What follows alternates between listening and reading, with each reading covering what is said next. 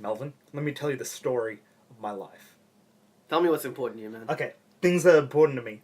My body, my pad, my ride, my family, my church, my boys, my girls, my porn. Porn. Now, you know that's bullshit because my life is just my porn, my porn, my porn, my porn, my porn. And then Melvin's life is my body, my porn, my porn, porn. I like about 3 times porn, 1 times body. Yep.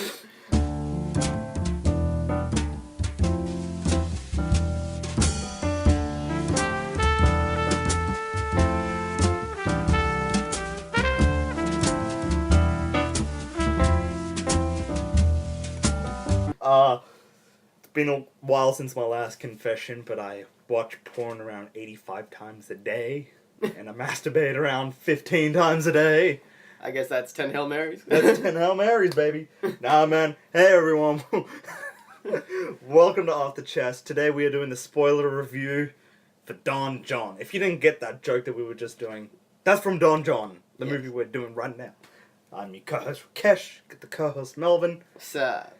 The co-hosts, Tim and Andrew, they are actually watching porn, so they can't be with us right now. Yeah, you don't want them with us right now. You don't want them for this, because they will do too much emphasis on the porn part. Mm-hmm. Like, oh, who's your favorite actress? It's like, well, the fuck? Like, we don't know this kind of shit. Yeah.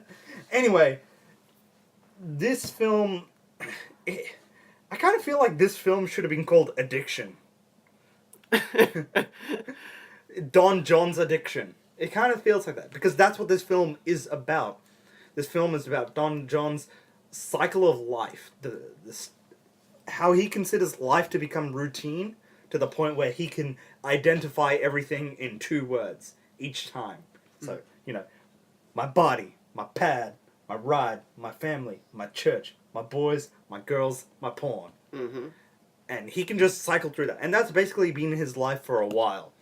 And he's, I wouldn't say caught in a rut, but he's definitely used to this way of living. And it's not until it's said at the start of the film that he's kind of disappointed with sex because he feels like sex is too bland. It's not like porn. There's a heavy emphasis on the porn. Yeah, and every scene from the get-go, there's a heavy emphasis on porn. I mean, one of the first scenes is, as soon as I hear this noise, my dick gets hard. And it's the sound of a MacBook turning on. Just because he can't wait to do the porn. And I am not joking. This guy, he loves porn. He watches the award shows for the pornos. He even has a cycle of how he likes to watch porn. He likes to start off with a few images first, then he has to cycle through some films. Until he finds the right film. Yeah, and then he goes at it. I mean, there's a cycle. Melvin and I are not being dirty pervs here. Yeah, we're not. I can't stress that enough. This is Joseph Gordon-Levitt's directorial debut, his debut for writing, his debut for just making a film, and this is an odd way to go for it. Yeah. Now, he meets someone with quite early in the film, Scarlett Johansson. And, you know, obviously key person, Joseph Gordon-Levitt, he's been given the nickname The Don. Yep. Because of how much pussy he can get. However, every time he goes out, he gets an 8 or better. Yeah, an 8 or better. However, he's never satisfied because, again, he feels like porn films and the way that they have sex in porn is so much more better and addictive than compared to real life sex. Yeah. It's like, it's only ever missionary. They never give you a blowjob. And in order to get a blowjob, you have to go down on the woman. You have to eat her pussy out. And he doesn't like to eat her pussy out because, you know, she usually never sucks his dick for $1.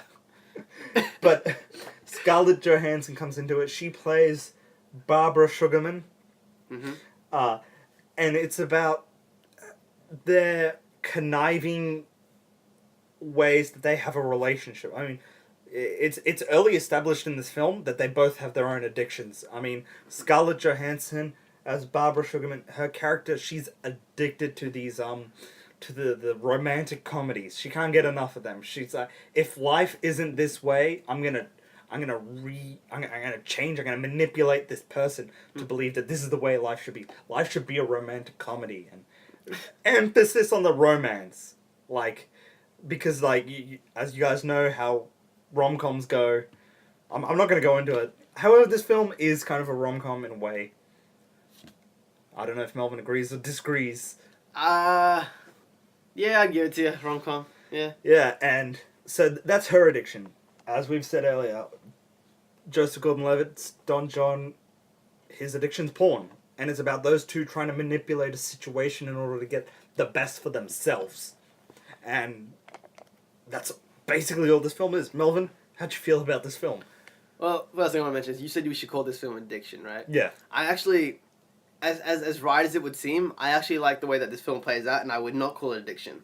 On the main consensus that if the whole point is that throughout this film you realize what their addictions are. Now, if it was called addiction, you'd be looking for it in the first place. You know, you don't look for their addictions. You just realize it along the way. You know, it becomes very clear to you as it happens. Now, the three main characters in this film are Joseph Gordon-Levitt's John. You have Barbara Sugarman by Scarlett Johansson, and you have Julianne Moore's as elderly woman. as Etha. Etha. We don't really know her name. It's not really said. It's not really mentioned. It's not really mentioned at all. It doesn't matter. No. But here's the thing. The way the film works is that she catches him watching porn, and he has to go through this discovery in life where he either has to defend himself watching porn, and he watches a fuckload of it. Let's just be honest here. He watches a shitload of it. And he either goes on the route of defending it, or he just accepts watching porn and he lets the girl go. Now, the route he takes is he lets the girl go and he watches porn. But the problem isn't that. The problem is that he loses himself in porn in a way he can't in sex. Yeah. And Julianne Moore comes in later on and she shows him how to lose himself in sex. And he realizes that he can't ejaculate. Well, no, wait. Okay, first he realizes he can't ejaculate without porn. You know, like he can't just go to town on himself with no visual stimulus. Yeah. And afterwards, when he realizes that, he can start losing himself in other people like Julianne Moore and stuff. Now, the film takes a really weird turn where he leaves the amazingly hot girl for an elderly woman whose husband and child have died. Which is really toxic. And that's really briefly glanced over. Yeah. And, you know, their relationship starts and that's how the film ends, you know? And even though they're not looking at anything serious because she's like fucking 50 and he's like 28 or something in the film. Well, she's not 50. She's probably like 35 and he's 28 in the film. Their character ages. Yeah. I'm going to assume. It's just weird that they're together and that's how the film ends. But it does catch you by surprise. Now, the runningness of this film is really well done. Every time he goes to church, he travels up the same steps and you see the same camera angle shot. Every time he enters the gym, he's wearing the same clothes, same camera angle shot. Yeah. And I love that because that's how they show he's in a rut. That shows the repertoire to each step, each cycle of him, of what he's doing. It's never specifically stated that he's at one point in his life, but at the end of the film, when he starts wearing different clothes to the gym and he starts doing different workouts, he starts playing basketball instead of lifting weights, you know?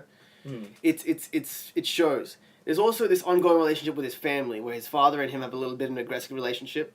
His mother wants him to find a girl, and his sister doesn't say a fucking word. Which I love in this film. I love that about him. Because right at the end, when they try to give conclusiveness to each segment of his life, his sister finally says that she's glad that he left that girl. Because she was trying to control him, and she didn't like that. Yeah. And that kind of gave you a resolution to their family kind of quabbles. Because it's like, okay, the girl finally spoke, you know. This is it. That's this family shit over and done with. It's not only saying something about the relationship that takes place between Scarlett Johansson and Joseph Gordon-Levitt, like their characters. It's talking about the perspective of how he needs to find women. Not only that, but his family. It's definitely discussing like his mom's the biggest manipulator. Like moms usually are the biggest manipulators in the world. Yeah. Okay. Like, you know, oh, when are you going to get married? Look at me, I'm old now. I don't have any grandchildren. Bada bing, bada boom. Yeah. He's Italian American, just so you know. By the way, Julianne Moore is 53 years old. Yeah, I know, but I'm saying her character. Holy shit, she's old and fine. Oh, dude, she's old as hell, but what do you think her character age was? Like, one went 35, maybe 40. I have no... Yeah, I'm going to go with, like, maybe 40s. She definitely looks it. But, the way that so at a certain point in this film, Julianne Moore, she's barely in this film. She's real back burner of this film. Like, even though you see her at the third credit title of that's what gave it away to me that she would play some kind of significant importance. Like that happened, and usually I see that with big actors. Like, they may have short appearances. Yeah. Like. Oh, she is a big actress. Yeah, exactly. Like, she's a big actress, so maybe that's why she was third on the list. I really had no idea, and so she's a real background kind of a character, and it's not until the third act of the film where she really takes presence into the film. And you're like, whoa, this is feeling a little bit rushed here. Like, her character should have been established earlier on. I mean, for a lot of the time of this film, Don John's like, this chick's a fucking creep, man. She fucking handed me pornos. She sees me having sex, watching pornos on my phone. Yeah. And there is a sweet kind of resolution and transition that she gives. However, her transition to giving the character, Don John, in perspective, was way too rushed. And that's how I felt about the film. And the way you see Scarlett Johansson, like, at first you're like, oh, fuck, she's fine. Damn. There's even, like, one of the sexiest scenes I've ever seen in a film where, you know, she's, like, saying goodbye at the door to him, and she doesn't let him in. And they're basically dry humping each other, and she's like, you know, she's egging him on, and it's funny because she's putting her ass into his dick, and she's like, "You gonna go back to school? You gonna go back to school?" And he's like, sure." And then she goes, "Ram it in." It's like, what the fuck? But it's subtle ways through that she's really controlling and manipulating, whereas then, and then, like, even a point where Don John's like, okay, I don't know why I keep saying Don John, where John's like, I need to buy stuff to clean my own apartment. And she's like, don't do that. You know, hire people. It makes you look poor. It's like, she has a real self-maintaining image. Yeah. And one of the things that I really like Joseph Gordon-Levitt for doing, I don't know whether this is an accident or he did this on purpose, is the slow kind of manipulation thing you see that kind of that character progression goes through. And then you see that his addiction's still there, and it's probably not going to ever go. However, it does show slight change to the addiction. Yeah. I mean, like, one of the last scenes of the film is that his computer's on, and he just walks away from it, whereas usually he would masturbate. Yeah, well, he actually doesn't watch porn anymore from the moment he realizes that porn gets him off and that he can't get off within his own head. Yeah, and it's not really established until Julianne Moore really takes the forefront, which then again, that's not until the last 20 minutes of the film. Yeah. But her character is always in his face as well, though, which I kind of like, so there's a slight build-up. Now, how do you feel about this as Joseph Gordon-Levitt's first directorial debut? Yeah. I actually really enjoy. I love the camera angles he used. Yeah. I do admit in some of the confrontational scenes, I see a lot of back, which I don't like too much. Yeah. He didn't have amazing angle choice, but I love the way he did. He progressively showed addiction and ruts and stuff like that. I love that. See, this for his directorial debut, I definitely enjoy this. However, because he's a main star, I don't feel like he had as much control. Because, like, you see a few camera angles towards the end where it kind of goes offhand, like handheld kind of shaky cam style. And I'm not, as you guys know, I'm not a big fan of that. I'm not a big fan of going offhand. What scene are you mentioning exactly? It's the part where he gets out of the car to beat up the other guy's car. Yeah, that was a really quick shot. Yeah, it was a quick shot, and then there's a few other scenes where it happens, time to time. However, the cinematography done by Thomas Kloss in this film is definitely good. It's definitely much better than I've seen with other people having their directorial debuts. Joseph Gordon-Levitt does a solid. This is definitely solid start. Yeah. Like, there's a few shaky parts and, like, a few things he needs to refine. Yep. Maybe for his next thing, I would like to see him do less of a star appearance or not do a star appearance at all. Like, I definitely like to see him go just straight up be director for one film. No, I reckon he can do both. Because the camera operator and director are different anyway, you know? Yeah, I mean, this even has hit record in it, composing all the music together, and that's his own company. So he's in charge of the music for this. He's in charge of the directing for this. He's in charge of the acting for this. Yeah. It's definitely a lot to put on one person's shoulders, and luckily, metaphorically speaking, he can lift the bar with it all.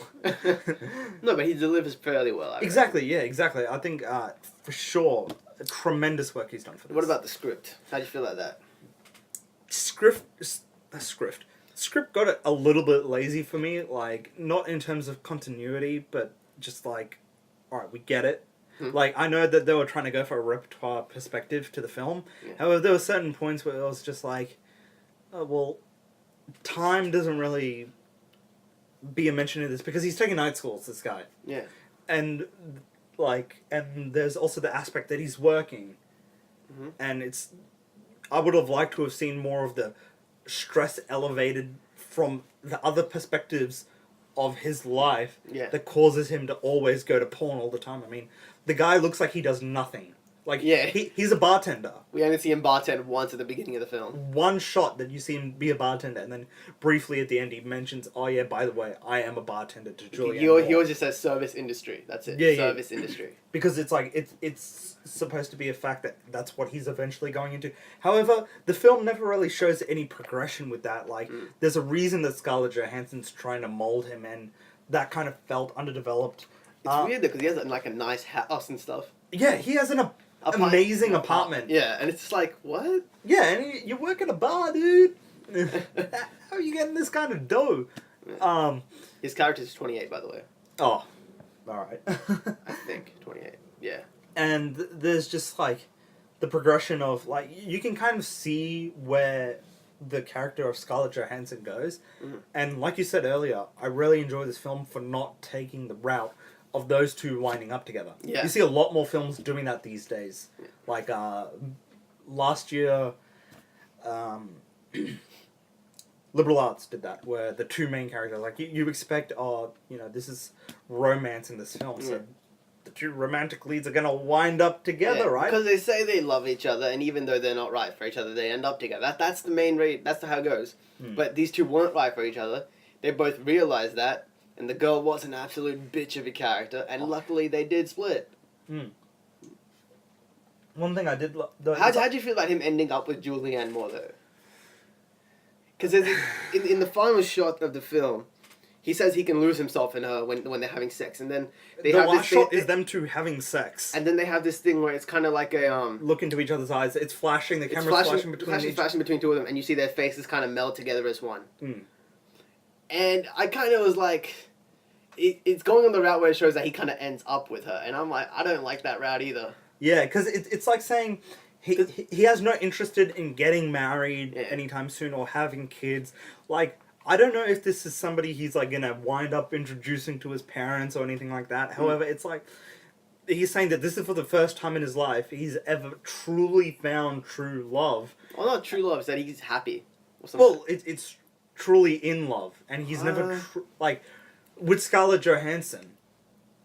He may have said he was in love, however, he wasn't as deeply and emotionally invested in that because of the fact that his porn increases. Like, there's one scene where where Scarlett Johansson's snooping around on his computer. Yeah, by the way, they're all really stupid in terms of technology in this film. Yeah, it's like, history. Why would I clear my history? Yeah. And it's like what is a history? What's TiVo? Yeah, what's TiVo? I mean, come on, but it's like 48 times he's seen porn in one day. Yeah, 48 videos. That 48 views on different pages and videos and stuff like that he ends up getting to in one day. And so with that, it never truly felt like is Don John, he loves this character of Scarlett Johansson. However, it never truly feels like that emotional envelopment that he feels with Julianne Moore. But that's because the way he has sex with her is completely different. Whew! Yeah, no, but he does try to ease off the porn originally when he gets with Scarlett Johansson, when she's like trying to get him to take school, but it's later on when she really tries to change him, like just for her own personal molding stuff, just to make him try to be a little flashy, try to be a little more of a posh, you know? Yeah. That's when he realizes that he does not like this shit, and he starts watching porn insanely. Yeah. How do you feel about the supporting cast in this? Because he has two friends in this film. Mm-hmm. And did you feel like they were underdeveloped characters, or they served their purpose? Oh, that's a really hard one. Because They were underdeveloped for sure, but you have the mystical, magical black guy who happens to have the most wisdom out of them, and he's like, "Oh shit, porn!" Is like, yeah. It's not wisdom. I'd yeah. say he just kind of agrees with Don John and what he does. Yeah. And then you have the small Italian Bumbling idiot. Yeah. bumbling idiot that kind of has a different look on women than he does. Yeah. I don't know. I feel like they're underdeveloped, but in terms to show how fake Don John can be at times, I think it works. Yeah. Because they're just trying to show what kind of side Don John was and how he is now, and I think it works. I think they play their role in accordance to his character well enough. Yeah, I was about to say, like, it definitely seemed like those were the friends for his lifestyle of the porn addiction and stuff. And it's like, and then you see him progress and have newer friends, like, when he goes to the basketball instead of the gym. Like every shot is just like him walking down the gym, and then you see him with his girl, and then they're both walking down the gym, and then that last shot, last time you see him at the gym, he's kind of walks away. So it's kind of like he's walking away from his friends, and I wouldn't consider him walking away from his friends. friends. No, not entirely. Yeah. Not entirely, but it's kind of like a pseudo different lifestyle. To me, he becomes closer with his friends at the end because you have that shot of him eating pizza with them, where they decide when he doesn't pick up a girl, where he finally kind of loses the title of Don. Yeah. Because he goes to the clubs with his mates, he doesn't pick up a chick, he doesn't try to pick up a chick. His mates pick up one of his bumbling idiot friend picks up a girl instead, sort of. And they're just having fun eating pizza. They're just chilling, and that to me is him rekindling proper friendship. Instead of just guys that he goes out and bangs chicks with. Well, then again, it was only one shot where you see him go off to the basketball people, but that's the way I kind of interpreted the way that they were going off. That to me is him focusing less on the fact of how he has to look good physically in terms of muscle, and more it's just general fitness. He just wants to, he's like, okay, I should just think about fitness. I'll play some basketball instead of fucking... It's more of a personal enjoyment, because it's like, he was maintaining this body to try and get the girls. And stuff like that. And he's letting himself go in a way, because with Julianne Moore, he doesn't feel like he needs that for he that changes physical his appearance hairstyle as stuff. much. He starts putting... the hairstyle, he starts doing a comb over. Instead of having all that wax and flicking it back. Flicking it back, like, like classic Jersey style, Hey, bada bam, bada boom. Pizza, hey, pizza. Got half an ounce of grease in my hair, man. Oh, there you go. Hey, I'm from Jersey. Anything else you want to mention about this film? Performance-wise, I think, what's her name? Scarlett Johansson did pretty well for a Jersey girl. Everyone else was okay to mundane. Yeah, like, definitely a surprise on the accent. Like, I've seen Julianne Moore do an accent because she was in 30 Rock, and she does the Boston accent really well. So I was definitely surprised at how much of Scarlett Johansson did that fake Jersey accent, and even the whole characteristics, the way she looks around, the way she kind of holds herself. It's really well done. She kind of reminds me of one of those teeny bopper, curls a finger on the head. And I'm not really as surprised with Joseph Gordon-Levitt's acting, because it's more like he reminds me of an actor who's now kind of stable. Yeah. So but I did actually enjoy his physical appearance change. He had to actually beef up a fair bit for this role. Like, compared to what we're normally used to seeing JGL at. He had to put on a lot of muscle, he had to get kind of bigger, he had to look a little more dominant, a little more manly. And he played that well, because we're used to seeing him as a bit more of a light-hearted, romantic kind of roles, Like 500 Days of Summer and things like that, but he beefed up nice and well for this. Yeah, for sure. And he plays slick really well. Yeah, he does. He's like, no homo. He's one of the most handsome guys in the world. No, so but when you see it, when you see him kind of all awkward with women in 500 Days of Summer, and then you see him all slick in this. Yeah. I feel like that's just the general progression of his acting capabilities. I mean, he's in this. I don't think it's more of a standout breakout performance. Like, holy shit, this is amazing acting. This feels like solid acting. Yeah. Everyone had solid acting. It's just for me. Exactly. Scarlett Johansson just did something. She did something that I didn't think she could do too well. Yeah. She did something okay, which I didn't think she could do well. That's all. She did something which I kind of see a lot in life: the hot chick being a bitch. Anyway, lol. Ratings? Before we do, I just want to quickly go into the budget and box office. Yeah, sure. So the budget on this was $6 million because it's a Indie film. Yeah, indie Yep. film. And JGL paid for that out of pocket, hopefully. I have no idea. I mean, Hopefully. And box office $30 million. Nicely done. So I'm definitely impressed. I want to see more of this guy do more stuff. Yeah, Don John 2, right? The Electric Boogaloo. The return of porn. Yes, the return of the porno. The grease, the hair, the hand, the cum. Anyway, yeah, ratings time. If you guys don't know how we do it from 0 being the worst to 10 being the best. Melvin, what you give this? I give this film a 7. Alright. Point. Nothing. This I was thinking 7.0. about maybe a little bit bigger, then I was like, nah, 7's charitable enough. Yeah. Overall, it's a good story. It's, the acting's believable, and that's all you really want. You don't need something outstanding here. It is a romantic comedy, and with the slight, where it centrals on your main actor, and you see his progression through life. And it's just solid, I mean, this film really relies a little too heavily on porn, and they have, like, there's frames of porno shots that go through which is meant to be a mental image. Yeah. But because they play up on screen, it throws you off a little. Like to be honest. there's this one scene where he's in a restaurant diner and it just keeps cutting to him thinking about the way they have sex in pornos and how it's so much different compared to sex in real life.